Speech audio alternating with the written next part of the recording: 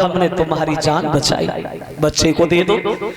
कंस के दरबार में बसरे बच्चे को लेके गए तो कंस मारने को तैयार होगा, लेकिन आत्मा से एक आवाज आई, कंस से क्यों मार रहा है? तेरा काल तो 8वां है और ये पहला, इसे क्यों मार रहा?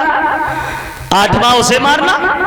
कंस ने कहा इसे ले जा, 8वां उसे लाना, मेरी बहन से कहना तुम्हारे भैया ने छोड़ दिया।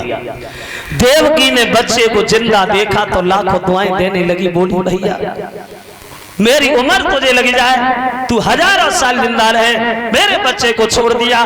बड़ा खुश रही, लेकिन वो खुशी ज्यादा देर रुकी नहीं। क्योंकि नारद ने देखा कंस इतना बड़ा पापी और इतनी बड़ी दया, जहर के भरे हुए घड़ा में अमृत की बूंदें कैसे दिखाई देने लगी भैया। अगर कंस को ऐसे दया आई तो भगवान को आने में बड़ा विलंब होगा। इसका पाप का घड़ा जितनी जल्दी भर जाए उतना ही कम है। अब नारद कंस के दरबार में गए तो कंस ने नारद जी को देखा, बोले आ बाबा जी, या वैसे हमें महात्मा से कुदरती घृणा है, बहुत से महात्मा हमने मरवा दिए, लेकिन तुम्हारा सम्मान करते कि तुम अच्छे साधु हो बैठो। तो नारद पूछ ले, कंस एक बात बता। पूछो। पहले जब आते थे तो बड़ा हंसते रहते थे, अब इतने कमजोर काय को हो गई हो? कोई चिंता है? चिंता ही तो लगी है बाबा। काय की? मरने की। मरना चाहती हो? नहीं नहीं बाबा, मरना कौन चाहता है, मैं तो जिंदा रहना चाहता हूँ। किसने कहा मरो? देवतान। क्या कहा? मेरी बहन का 8वां लड़का मेरा काल होगा। तो किसी बच्चे ने जन्म लिया? हाँ हाँ, मैंने उसे छोड़ दिया। क्यों? पहला दस लिए 8वां मारूंगा। लगता है कंस तुम 8वें तक पहुंचोगी नहीं, तुम्हारी मौत आ गई। और जो कंस ने सुना मौत आ गई, कंस गद्दी से उछल पड़ा, बाबा जी आ गई। किधर से आ गई? बोले देखने नहीं देती कंस, देवकी का हर बालक 8वां हो सकता है। अरे 8वां ही पहला बन गया हो तो, और ये पहला 8वां बन जाए तो 5वां 6वां बन जाए, 6वां 7वां बन जाए, 7वां 8। अरे किसने देखा? ये तो अंदर की बात है। कंस ने सुना तो गद्दी से उछल पड़ा, बाबा आज तुमने मन की बात कही है, वरना हम तो मर गए होते। इसीलिए तुम तुम्हारा सम्मान करते, बड़े अच्छे साधु हो, सबका उद्धार चाहते हो नारद, सबका। मुस्कुराते हुए नारद जी बोले, कंसराज सबका उद्धार बाद में चाहते हैं, सबसे पहले तुम्हारा उद्धार चाहते हैं, लेकिन क्या करें बड़ा देर हो रही है। उठे चले गए। कंस भागा, बच्चे को हमें दे दो। कहने लगी भैया ये वही लड़का है जिसे तुमने अभी छोड़ दिया। चोला छोड़ दिया, छोड़ दिया, तब छोड़ दिया, अब थोड़ी छोड़ूंगा। पैरों की तरफ से पकड़ के घुमा करके जब चट्टान से पटका तो बच्चे की मांस की बोटियां बोटियां बिखरी गई। पछाड़ खा के देवकी गिर गई।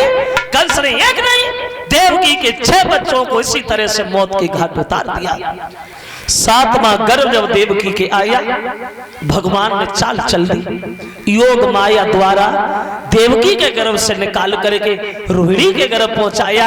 ये रोहिणी वसुदेव की दूसरी पत्नी थी जो गोकुल में रहती थी। जब वहां बच्चा पैदा हुआ तो उस बच्चे का नाम रखा गया बलराम।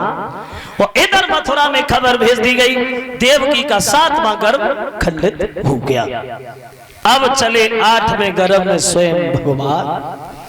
आ गया समय जिस समय को ऋषि महात्माओं को, दीन दुखियों को बेसब्री से इंतजार था।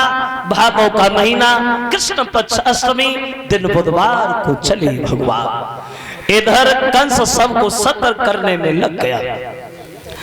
आ गया समय कुर्बानी का।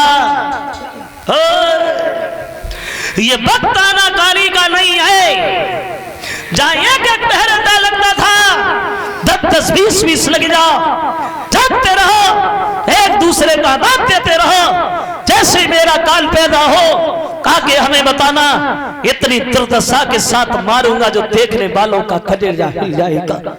समझ जाएंगे दुनिया के लोग, कंस का काल मारा गया। कंस समर है अमर, कंस तैयारियों में लग गया। ऐसा ही नहीं भक्तों,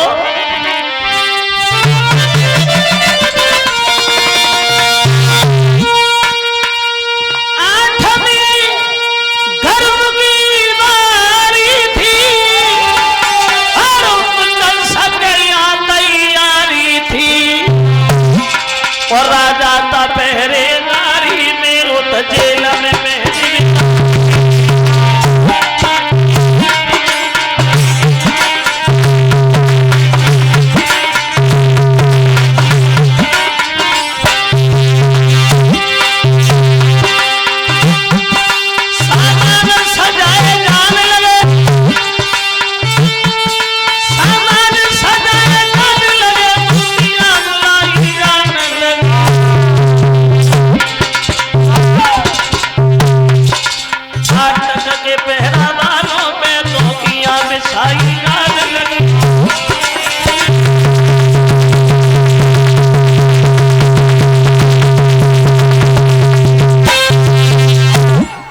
कंस तैयारियों में लग गया और चले भगवान।